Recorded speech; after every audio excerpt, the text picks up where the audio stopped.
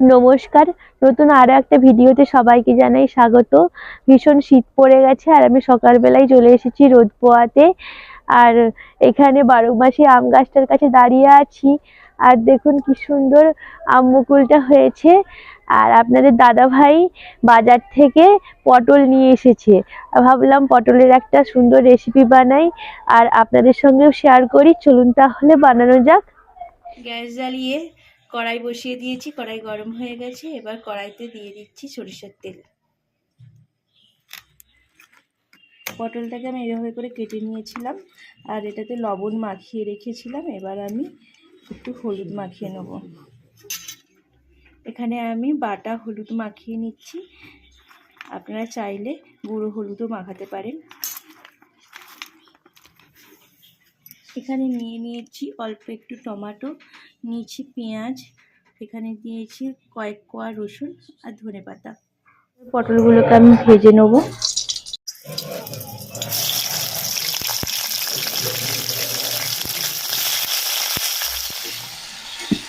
একটু নাড়িয়ে চাড়িয়ে নিয়ে একটু ঢাকা চাপা দিয়ে দেবো।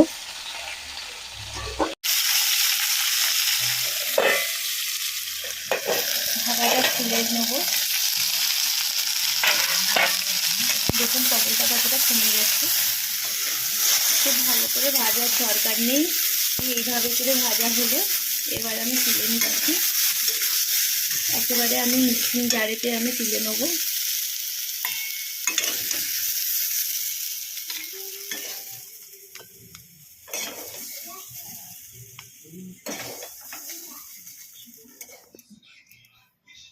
আমি রসুনটা আর টমেটোটাকেও খুব ভালো করে ভেজে নেব। ভাজা হয়ে গেছে, এবার আমি এটাকে তুলে দেবো। আমার মিক্সিং জারের মধ্যে নিয়ে নিচ্ছি।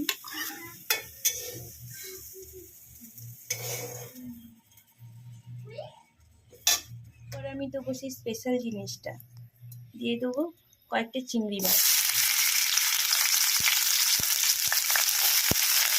যার জন্য এই রেসিপিটার স্বাদ দ্বিগুণ করে দেবে।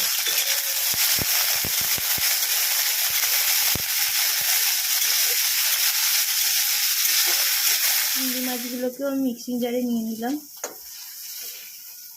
আর কয়েকটা চিংড়ি মাছ আমি রেখে দেবো।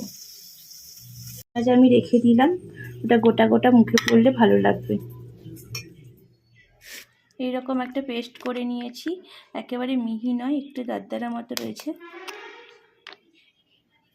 ওই একই কড়াইয়ের মধ্যে দিয়ে দিচ্ছি সরষের তেল। বাটা বা ভর্তা রেসিপিতে সরষের তেল না হলে কিন্তু হয় না। এবার দিয়ে দিচ্ছি কালো জিরে,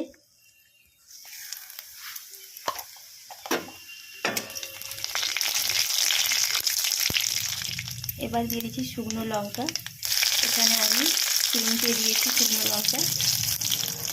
এরপর দিয়ে দিচ্ছি কাঁচা লঙ্কা। এবার দিয়ে দিচ্ছি পেঁয়াজ কুচি। পেঁয়াজটা ভাজা ভাজা মতো হয়ে গেছে। এবার আমি দিয়ে দেবো সেই পটলের বাটাটা।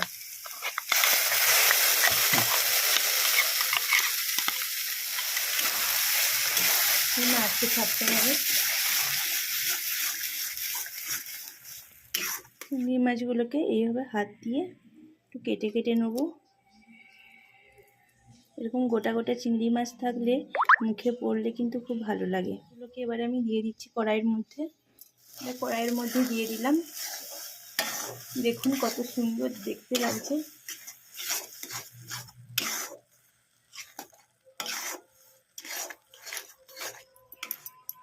আমি সেই পটলে লবণ আর হলুদ মাখিয়েছিলাম, আর কিন্তু লবণ দিইনি। এখন অল্প একটু লবণ দিয়ে দেবো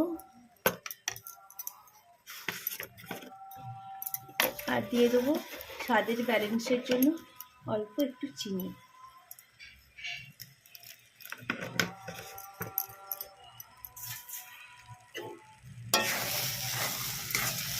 পটলের মধ্যে থাকা জলটা অনেকটাই কমে গেছে। এই পর্যায়ে আমি দিয়ে দিচ্ছি ধনেপাতা।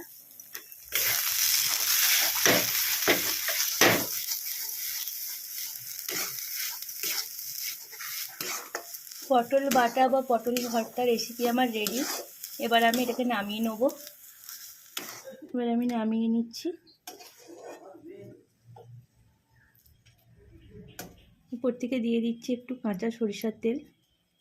পটল ভর্তা বা পটল বাটা আমার রেডি।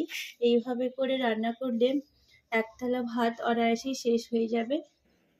তাহলে ভিডিওটি আমি এইখানেই শেষ করছি। সবাই ভালো থাকবেন, সুস্থ থাকবেন। দেখা হচ্ছে অন্য কোনো দিন। আজকের মতো টাটা।